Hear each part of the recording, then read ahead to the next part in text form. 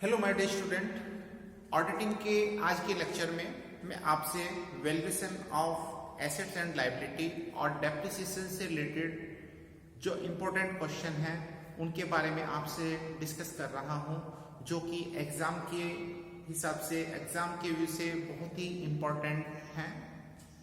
उनमें first question आता है, अस्थायी संपत्ति नहीं है, यानी कि ऐसी संपत्ति जो कि अस्थायी नहीं है यानी कि फिक्स्ड है, वो संपत्ति बतानी है हमें। तो उनमें से फिक्स संपत्ति होती है गुडविल। गुडविल फिक्स्ड संपत्ति है, इसलिए से हम उसको ये भी कह सकते हैं कि वो अस्थायी नहीं है। नेक्स्ट क्वेश्चन, बनावटी संपत्ति है ऐसी संपत्तियां जो कि कृत्रिम होती हैं, जिनको हम केवल महसूस कर सकते हैं, देख नहीं सकते, उन संपत्तियों को हम बनावटी यानी कि कृत्रिम फिक्टिशियस एसेट्स के नाम से जानते हैं। फिक्टिशियस एसेट्स के अंतर्गत प्रारंभिक व्यय, डिस्काउंट और लॉस, इनको हम काल्पनिक संपत्तियों की श्रेणी में शामिल करते हैं। अभौतिक संपत्ति है, अभौतिक संपत्ति उन संपत्तियों को कहते हैं जो कि नेचुरल नहीं है। इसके अंतर्गत पेटेंट, कॉपीराइट्स, सॉफ्टवेयर इत्यादि आते हैं। कौन? क्षयी संपत्ति है। क्षयी संपत्ति का संबंध होता है खान से, माइन से, क्योंकि जैसे जैसे माइन से हम कोई पदार्थ निकालते रहते हैं, लगातार उसकी वैल्यू डाउन होती चली जाती है। क्षयी संपत्ति का संबंध होता है माइन से, जैसे कि कोयले की खान। तो इसका आंसर होगा कोयल माइन। एक अंकेक्षक है, एक अंकेक्षक को हम मूल्यांकक नहीं कहते। एक हमारा वाद बहुत ही इंपॉर्टेंट है, जिसको हम किंगस्टन कॉटन मिल्स के नाम से जानते हैं। किंगस्टन कॉटन मिल्स के मामले में न्यायालय ने अपना निर्णय दिया कि प्रबंधकों द्वारा स्टॉक का जो ओवर वैल्यूएशन किया गया है, उसके लिए अंकेक्षक जिम्मेदार नहीं होते। तब से लेकर आज तक इसी निर्णय के आधार पर अंकेक्षक को मूल्यांकक नहीं माना गया है। तो हम कह सकते हैं कि अंकेक्षक मूल्यांकक नहीं है। उद्धृत मूल्य का संबंध होता है शेयर्स से। जिस मूल्य पर शेयर बाजार में अंशों का लिस्टेड होते हैं, उस मूल्य को हम उद्धृत मूल्य कहते हैं, कोटेड प्राइस बोलते हैं। इनका संबंध शेयर्स से होता है। नेक्स्ट, अवशिष्ट मूल्य संबंधित होता है। अवशिष्ट मूल्य यानी कि स्क्रैप वैल्यू का संबंध होता है फिक्स्ड एसेट से, जैसे plant and machinery etcetera.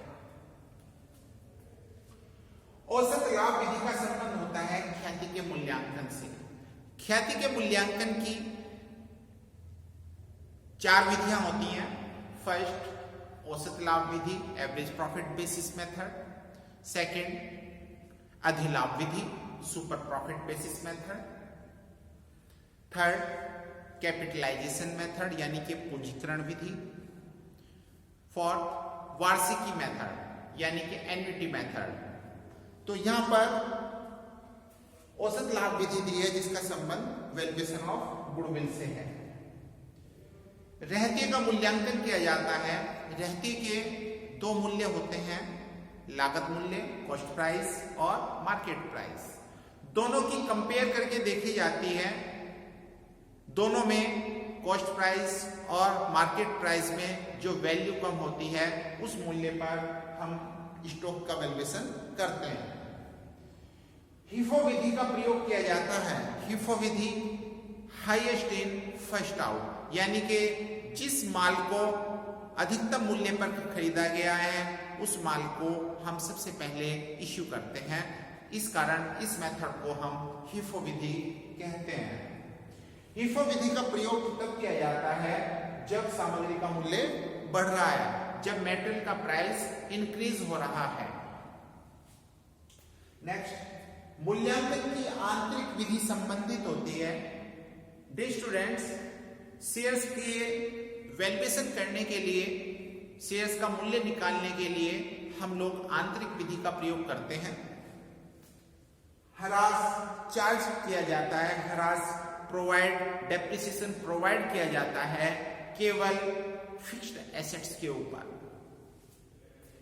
Harass उत्पन्न होता है संपत्ति को प्रयोग करने के कारण। जैसे जैसे हम किसी एसेट्स को यूज करते हैं उसके मूल्य में गिरावट आती है, अप्रचलन के कारण कोई नया अनुसंधान होता है, कोई नया प्रयोग मार्केट में आता है, तो उसके कारण, अप्रचलन के कारण। संपत्ति का लगातार प्रयोग हरास का आंतरिक कारण है, इंटरनल रीजन है।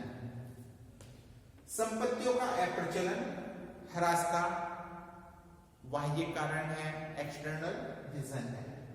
हरास एवं अप्रचलन दोनों डिफरेंट हैं, दोनों का मूल्य अलग अलग है। हरास, यदि हम फिक्स्ड डेप्रिसिएशन मेथड से डेप्रिसिएशन लगाएं तो उसके लिए हम एक फॉर्मूला यूज करते हैं। वो फॉर्मूला होता है संपत्ति की लागत माइनस अवशिष्ट मूल्य अपॉन वर्किंग लाइफ, यानी कि संपत्ति का कार्यशील जीवन। इसको हम सॉल्व करेंगे तो जो मूल्य आएगा वो डेप्रिसिएशन होगा। आयोजन यानी कि प्रोविजन का उद्देश्य है विशेष उद्देश्य, संचय किया जाता है सामान्य उद्देश्य से। सिंकिंग फंड यानी कि शोधन कोष बनाया जाता है विशेष उद्देश्य से। एकाकी व्यापारी का अंकेक्षण होता है ऐच्छिक।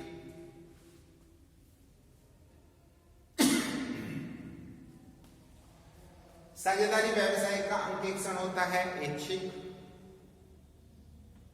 एकाकी व्यापार में अंकेक्षक की नियुक्ति होती है एग्रीमेंट बेस पे, समझौते के आधार पर। ठीक ऐसे ही साझेदारी व्यवसाय में भी अंकेक्षक की नियुक्ति समझौते के आधार पर की जाती है। सरकारी कंपनी में अंकेक्षक की नियुक्ति की जाती है कैग के द्वारा, यानी कि CAG के द्वारा। कंपनी का विशेष अंकेक्षण कौन कराता है? सेंट्रल गवर्नमेंट यानी कि केंद्र सरकार। अधिनियम की किस धारा के अंतर्गत कंपनी का विशेष अंकेक्षण होता है? तो इसका आंसर होगा section 143। That's all, thank you.